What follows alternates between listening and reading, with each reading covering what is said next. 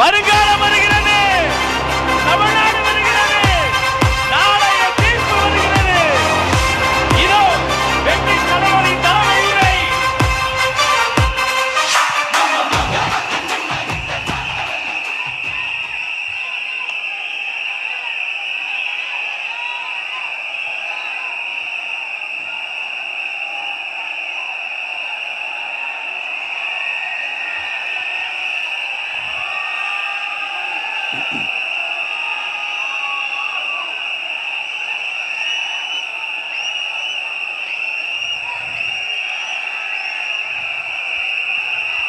நம்மளுடைய இந்த அரசியல் பயணத்தில் மிக மிக மிக முக்கியமான ஒரு காலகட்டத்தில் நாம் இருக்கிறோம். நான் ஏன் இதை இவ்வளோ அழுத்தமாக சொல்கிறேன் அப்படின்னா,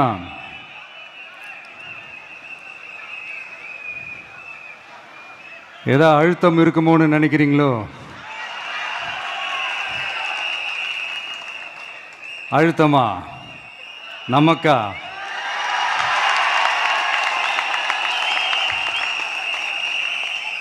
இந்த அழுத்தத்துக்கெல்லாம் அடங்கி போற ஆளா இந்த ஆளு?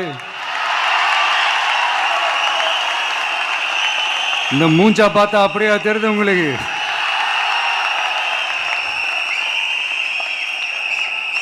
அதனால அப்படியெல்லாம் நடக்காது. அதுவும் முக்கியமா நம்ம கிட்ட அதெல்லாம் நடக்கவே நடக்காது. ஆனா அழுத்தம் இருக்குதான்னு கேட்டீங்கன்னா இருக்குது. அது நான் இல்லைன்னு சொல்ல வரல. நமக்கு இல்லை, மக்களுக்கு. தமிழ்நாட்டை இதுக்கு முன்னாடி ஆண்டவங்களும் சரி பாஜகவுக்கு அடிமையாக தான் இருந்திருக்கிறாங்க. ஸோ அவங்கள நம்பியும் ஒரு பிரயோஜனமும் இல்லை. இப்போ ஆண்டுகிட்டு இருக்கிற இந்த திமுக அரசாச்சும் நமக்கு ஏதாவது செய்வாங்கன்னு பார்த்தா இவங்களும் அவங்கள மாதிரியே தான். இன்னும் சொல்ல போனால் ஒரு படி மேலே, இன்னும் மோசம். அவங்களாச்சும் நேரடியாக சரண்டர் ஆகி இருப்பாங்க, இவங்க மறைமுகமாக சரண்டர் ஆகி இருக்கிறாங்க. அவ்வளோதான் வித்தியாசம். அதனால நீங்கள் பார்த்தீங்கன்னா அவங்களோட அந்த வேஷம் கலைஞ்சிடக்கூடாதுன்றதுக்காக இந்த கலராக கவர்ச்சிகரமான இந்த அறிவிப்புகள்லாம் வெளியிடுறாங்க. நோட்டீஸ் பண்ணியிருப்பீங்கன்னு நினைக்கிறேன்.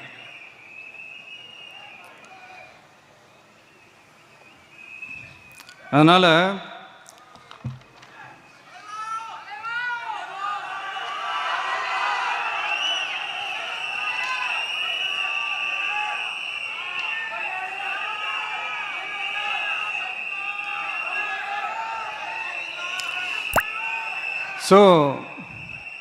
இவங்க எல்லாரும் இப்படியே இருக்கிறாங்களே, நமக்காக உண்மையாக உழைக்கிறதுக்கு யாராச்சும் வந்துட மாட்டாங்களா அப்படின்னு மக்கள் ஒரு விதமான அதை வெளியில் சொல்ல முடியாத ஒரு அழுத்தத்தில் இருக்கிற நேரம் இது.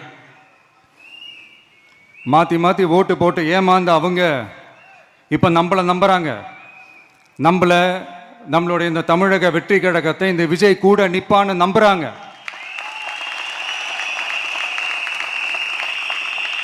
நம்மளை நம்புறவங்களுக்காக நாம நம்பிக்கையோடு இருக்கணும்ல. அப்படின்னா இது முக்கியமான, மிக மிக மிக முக்கியமான ஒரு காலகட்டம் தானே. அதனால தான் அவ்வளோ அழுத்தமாக நான் சொன்னேன். இந்த தேர்தல், இந்த கூட்டணி, இதெல்லாம் பற்றி நிறைய இந்த ஹேஷியங்கள் ஜோஷியங்கள் எல்லாம் நடந்துக்கிட்டு இருக்கு இல்லையா? என்னப்பா இந்த விஜய் இப்போ தான் வந்திருக்கிறாரு, இவர் கூடலாம் யார் வரப்போகிறா, அவங்க வரமாட்டாங்க, இவங்க வரமாட்டாங்க, அப்படி இப்படின்ட்டு நம்மளை பற்றி ஒரு அண்டர் எஸ்டிமேட் பண்ணிகிட்டு இருக்காங்களே. அதுனா நமக்கு புதுசாக என்ன? 30 வருஷமாக நம்மளை அண்டர் எஸ்டிமேட் பண்ணிட்டு தான் இருக்கிறாங்க.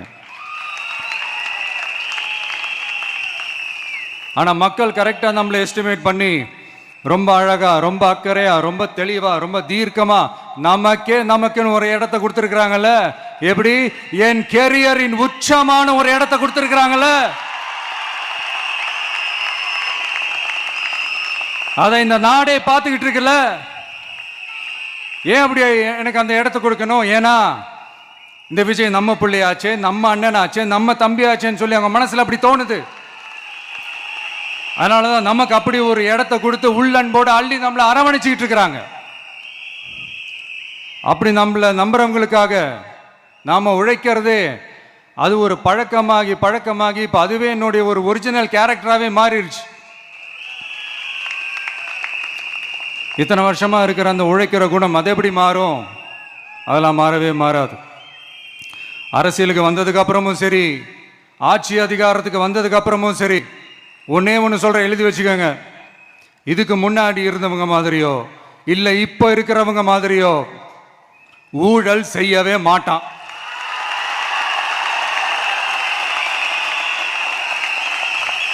ஒரு பைசா தொட மாட்டான். எனக்கு அது அவசியமே இல்லை. புரியுதுங்களா உங்களுக்கு?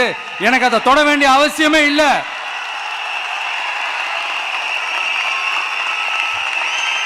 ஒரு துளி ஊழல் கரை கூட படியவே படியாது, படியவும் விட மாட்டான். நீங்க கேட்கலாம், இது என்ன சினிமாவா? இதென்ன முதல்வன் படமா? ஒரே நாள் வந்து இவர் எல்லாத்தையும் கிளீன் பண்ணிடுவாரான்னு நீங்க கேட்கலாம். ஓகே, பிராக்டிகலா அது பாசிபிள் இல்லதான். But it is a process, right? It is a process.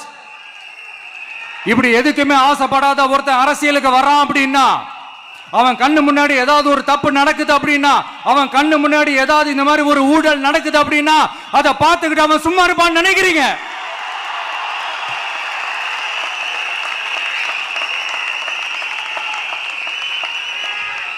அதனால இந்த தீய சக்தியா இருக்கட்டும், இந்த ஊழல் சக்தியா இருக்கட்டும், ரெண்டு பேரும் தமிழ்நாட்டை ஆண்டவே கூடாது. அப்படிப்பட்ட இந்த கட்சிகளை உண்மையா தில்லா எதிர்க்கிற அந்த கட்ஸும் கெத்தும் நம்ம கிட்ட மட்டும்தான் இருக்கு.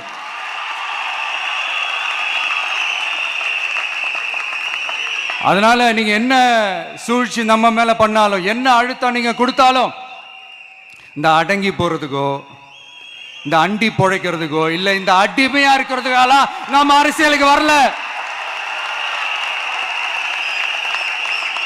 என் மண்ணுக்கும் மக்களுக்கும் யார் என்ன தீங்கு செஞ்சாலும் அதை எதிர்த்து அவங்க கிட்ட இருந்து நம்ம மக்களை பாதுகாக்கிறதுக்காக தான் நம்ம அரசியலுக்கே வந்திருக்கிறோம்.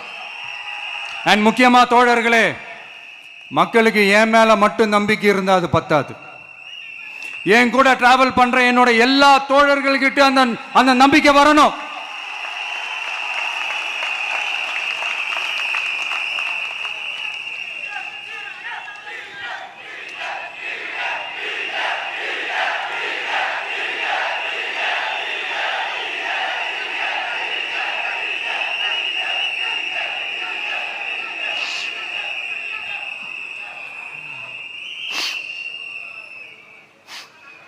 அந்த நம்பிக்கை இல்லைன்னு நான் சொல்ல வரல, இருக்குது. ஆனால் அதை தொடர்ந்து இருக்கிற மாதிரி நீங்கள் எல்லாம் நடந்துக்கிறணும். தப்பு பண்ண யாராக இருந்தாலும் தப்பிக்கவே முடியாதுன்ற அந்த ஒரு பயம் இருக்கணும். இருந்தவங்க மாதிரியோ இல்லை இப்போ இருக்கிறவங்க மாதிரியோ ஊழல் செய்யவே மாட்டான்.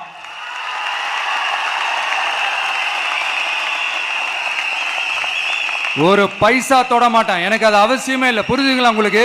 எனக்கு அதை தொட வேண்டிய அவசியமே இல்லை.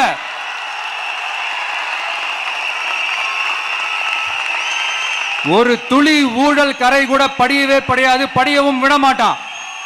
நீங்க கேட்கலாம், இது என்ன சினிமாவா? இதென்ன முதல்வன் படமா? ஒரே நாள் வந்து இவர் எல்லாத்தையும் கிளீன் பண்ணிடுவாரான்னு நீங்க கேட்கலாம். ஓகே, பிராக்டிகலா அது பாசிபிள் இல்லதான். But it is a process, right? It is a process. இப்படி எதுக்குமே ஆசைப்படாத ஒருத்தன் அரசியலுக்கு வர்றான் அப்படின்னா, அவன் கண்ணு முன்னாடி ஏதாவது ஒரு தப்பு நடக்குது அப்படின்னா, அவன் கண்ணு முன்னாடி ஏதாவது இந்த மாதிரி ஒரு ஊழல் நடக்குது அப்படின்னா, அதை பார்த்துக்கிட்டு அவன் சும்மா இருப்பான்னு நினைக்கிறீங்க?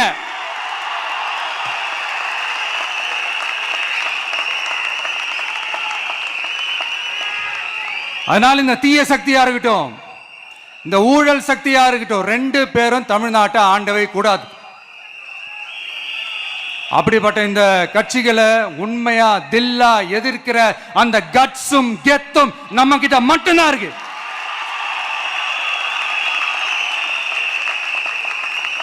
அதனால நீங்க என்ன சூழ்ச்சி நம்ம மேல பண்ணாலும், என்ன அழுத்தம் நீங்க கொடுத்தாலும், இந்த அடங்கி போறதுக்கோ, இந்த அண்டி பொழைக்கிறதுக்கோ, இல்ல இந்த அடிமையா இருக்கிறதுக்கால நாம அரசியலுக்கு வரல. என் மண்ணுக்கும் மக்களுக்கும் யார் என்ன தீங்கு செஞ்சாலும் அதை எதிர்த்து அவங்க கிட்ட இருந்து நம்ம மக்களை பாதுகாக்கிறதுக்காக தான் நம்ம அரசியலுக்கே வந்திருக்கிறோம். அண்ட் முக்கியமா தோழர்களே, மக்களுக்கு என் மேல மட்டும் நம்பிக்கை இருந்தா அது பத்தாது. என் கூட டிராவல் பண்ற என்னோட எல்லா தோழர்கள்கிட்ட அந்த அந்த நம்பிக்கை வரணும்.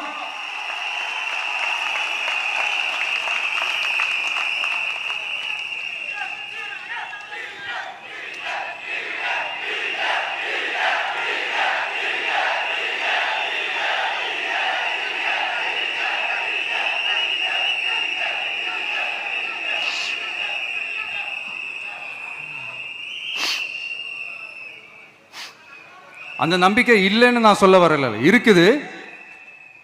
ஆனால் அதை தொடர்ந்து இருக்கிற மாதிரி நீங்கள் எல்லாம் நடந்துக்கிறணும். தப்பு பண்ண யாராக இருந்தாலும் தப்பிக்கவே முடியாதுன்ற அந்த ஒரு பயம் இருக்கணும். எல்லாரும் உங்களை தான் கேட்குறேன், எல்லாரும் உண்மையாக உழைப்பீங்கல்ல?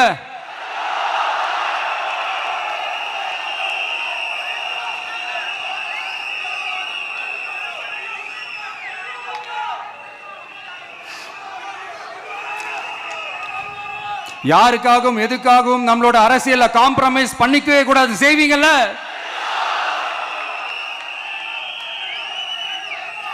அண்ட் தயவு செஞ்சு எல்லாரும் கொஞ்சம் ஒற்றுமையா இருந்து சேர்ந்து உழைச்சி ஜெயிப்பீங்கல்ல? சரி, நமக்காக நம்ம மக்கள் கண்டிப்பா ஓட்டு போட்டு ஜெயிக்க வைப்பாங்க, அதுல எந்த மாற்று கருத்துமே கிடையாது. அப்படி ஜெயிக்கிறதுக்காக நாம் என்ன செய்ய போறோம்? மக்களிடம்னு செல்னு அறிஞர் அண்ணா அவர்கள் சொன்னதை ரொம்ப டீப்பாக சின்சியராக அடாப்ட் பண்ணுறதோட மட்டும் இல்லாமல் நம்மளோட அரசியலில் அதை செயல்படுத்தணும். அதுதான் முக்கியம். ஏன்னா இப்போ அரசியலில் இருக்கிறவங்க அண்ணாவை மறந்துட்டாங்க. அண்ணா ஆரம்பித்த கட்சியும் அண்ணாவை மறந்து சுயநலமாக மாதிரி பல வருஷம் ஆச்சு. அண்ணா பேரில் இருக்கிற கட்சியும் அவரை மறந்து பல வருஷம் ஆச்சு. ஆனால் நாம் அவரை மறந்துடக்கூடாது. மக்கள்கிட்ட போகணும், மக்களோட மக்களாகவே இருக்கணும், மக்களுக்காகவே இருக்கணும். அதுக்காக நாம் என்ன செய்ய போகிறோம், என்னெல்லாம் செய்ய போகிறோம், அதுக்காக தான் இந்த மீட்டிங். ஆரம்பிக்கலாமா? இந்த ரெண்டு கட்சிகள், ஆண்டு கட்சியா இருக்கட்டும், இப்போ ஆள்ற கட்சியா இருக்கட்டும், அவங்கள பொறுத்த வரைக்கும் பூத்துனா என்ன தெரியும்ல? அவங்கள பொறுத்த வரைக்கும் பூத்துனா கள்ள ஓட்டு போடுற இடம். ஆனா நமக்கு, நம்ம டிவிகேவுக்கு அது ஒரு ஜனநாயக கூடம். அங்க ஜனநாயகம் திருடுறாம நம்ம பார்த்துக்கணும். ஒவ்வொரு ஓட்டையும் நம்ம பாதுகாக்கணும். எப்படி பாதுகாக்கிறது? ஒவ்வொரு வீட்டில் இருக்கிற ஒவ்வொரு ஓட்டும் நமக்கு தானே ஃபர்ஸ்ட் கன்ஃபார்ம் பண்ணுங்க. எனக்கு தெரிஞ்சு தமிழ்நாட்டில் ஒரு 2.25 கோடி ரேஷன் கார்டுகள் இருக்கும்னு நினைக்கிறேன். அவங்க எல்லாரும் வேற வேற எந்தெந்த கட்சியில் இருந்தாலும் கட்சி வேறுபாடு எல்லாத்தையும் தாண்டி இந்த விஜய் அவங்க வீட்டில் ஒருத்தனா வாழ்ந்துட்டு இருக்கிறான். அவங்க குடும்பத்தில் ஒருத்தனா பார்த்துக்கிட்டு இருக்கிறாங்க. அதனால இந்த கட்சி எல்லாத்தையும் தாண்டி இந்த விஜய் கூட நிக்கணும்னு முடிவு பண்ணிட்டாங்க. அதனால அப்படி முடிவு பண்ண அவங்கள பாதுகாப்பா பூத்துக்கு கூட்டிட்டு வாங்க. நம்மளோட இந்த விசில் சின்னத்துக்கு ஓட்டு போட வைங்க.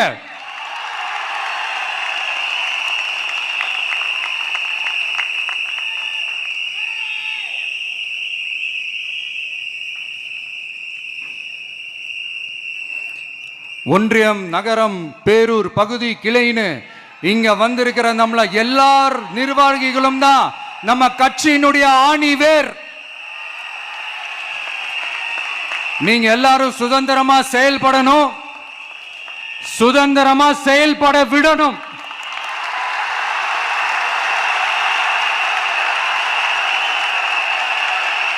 நீங்க ஒவ்வொருத்தரும் எனக்கு முக்கியம்.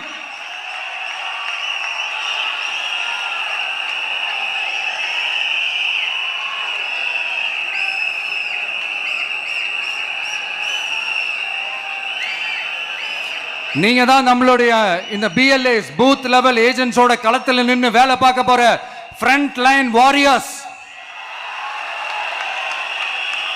இப்ப நடக்க போறது வெறும் எலெக்ஷன் கிடையாது, இது ஒரு ஜனநாயக போர். இந்த டெமோக்ராட்டிக் பேட்டில லீட் பண்ண போற கமாண்டர்ஸ் நீங்க தான்.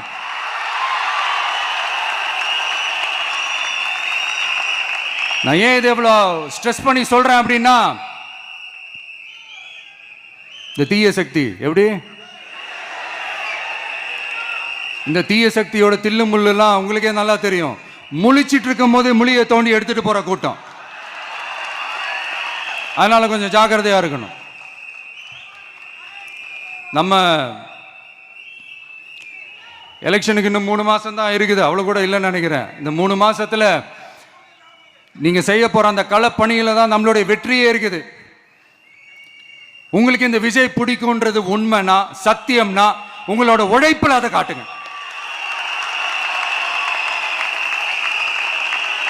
அப்புறம் நாங்க அறிவிக்க போற வேட்பாளர்களுக்கு நீங்க உங்களுடைய முழு ஒத்துழைப்பை நீங்க கொடுக்கணும். கொடுப்பீங்க தானே?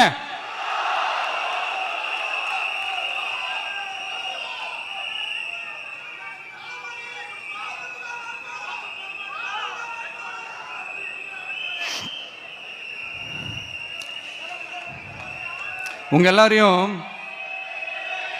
ஒரு எனர்ஜைஸ் பண்ற மாதிரி உண்மையா நடந்த ஒரு கதை ஒன்று சொல்றேன்.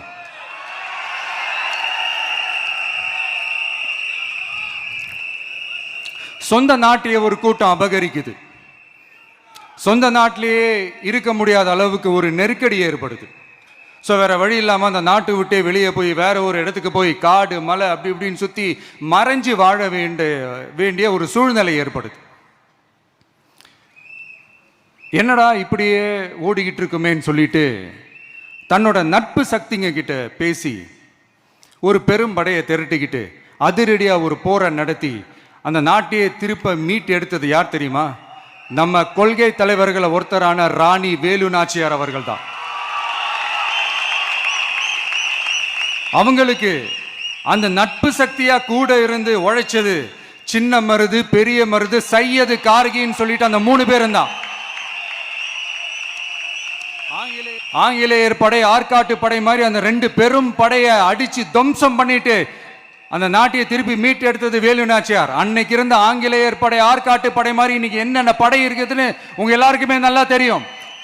அதனால அந்த 2 படை மட்டும் இல்ல, இன்னும் எத்தனை படை வந்தாலும் எதிர்த்து நின்று ஃபேஸ் பண்றதுக்கு ஒரு நல்ல தலைமையும் இத்தனை சக்திகள் என் கூட இருக்கும் போது, இத்தனை சின்ன மருது, இத்தனை பெரிய மருது, இத்தனை சையது கார்கிகள் என் கூட இருக்கும் போது நம்ம நாட்டை நம்மளால மீட்டெடுக்க முடியாதான?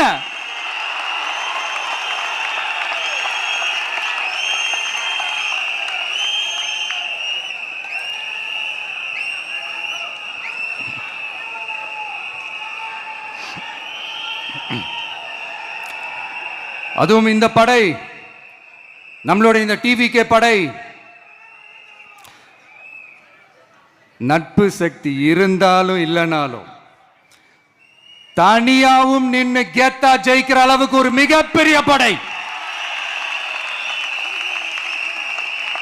அதுலயும் ரொம்ப முக்கியமா இன்னைக்கு இந்த கூட்டத்துக்கு வரலனாலும் நான் அந்த போர்ல நடந்த அந்த கதை மாதிரி கட்ஸான குயில்கள் நிறைந்த பெண்கள் படையும் நம்மளோட இருக்கிறாங்க. அந்த பெண்கள் படையை பார்த்துதான் அரசியல் அரங்கமே அதிர்ந்து போயிருக்குது. அதனால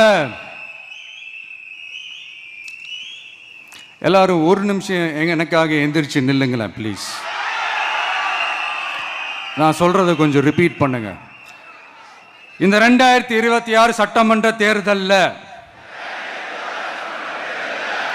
நாம எல்லாரும் உண்மையாக உழைப்போம், சத்தியமாக உழைப்போம், உறுதியாக உழைப்போம், ஒற்றுமையாக உழைப்போம். Thank you. Please sit down.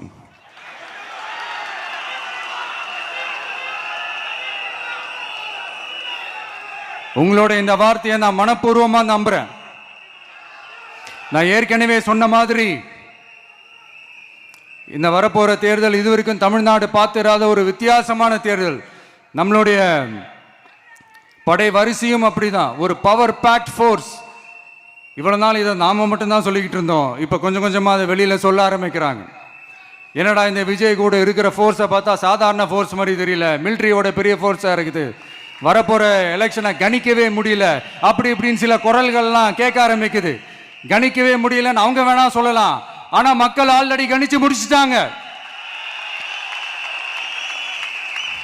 அவங்க மனசை நல்லா புரிஞ்சு வச்சிருக்கிற நமக்கு அது நல்லாவே தெரியும்.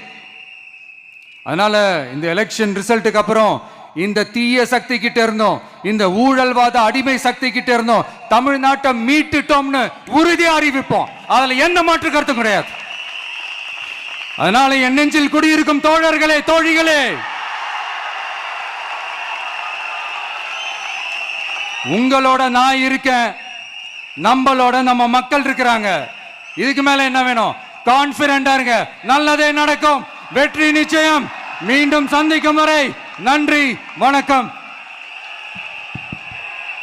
தமிழக வெற்றி கழகத்தின் வெற்றி தலைவர், தர்மத்தாயின் தவ புதல்வன் தலைவரின் பொற்கரங்களால் ப்ளீஸ் சார், ப்ளீஸ் சார்.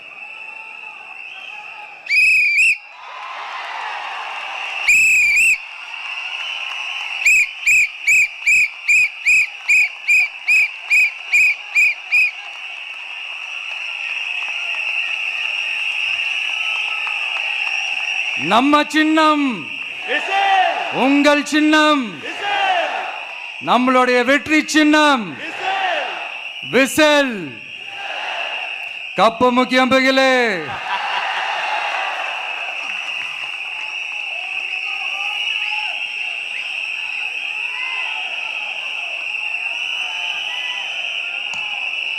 நம்முடைய வெற்றி சின்னத்தை வரலாறு படைக்க போகிற தமிழக வெற்றி கழகத்தின் சின்னத்தை வெற்றி தலைவர் அவர்கள் இப்போது உங்கள் முன்னால் இதோ அறிமுகம் செய்கிறார்.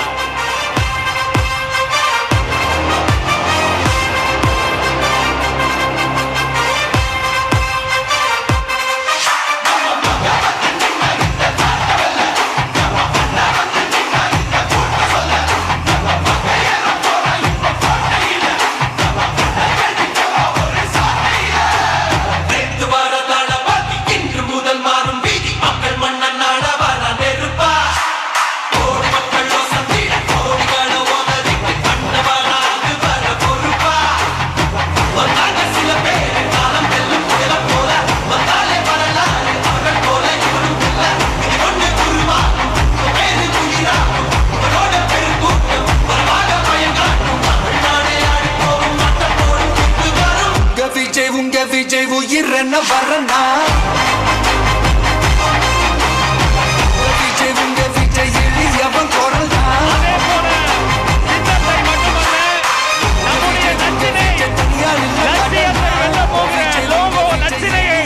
வெற்றி தலைவர் இதோ அறிமுகம் செய்கிறார்.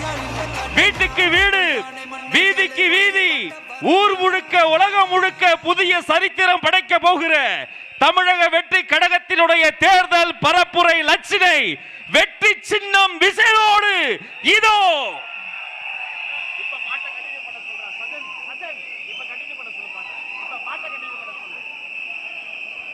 வெற்றி தலைவரின் வெற்றி சின்னம் விசில். உழைக்கும் மக்களின் சின்னம் விசில். பாட்டாளிகளின் சின்னம் விசில். தாய்மார்களின் சின்னம் விசில். தமிழ்நாட்டின் சின்னம் விசில்.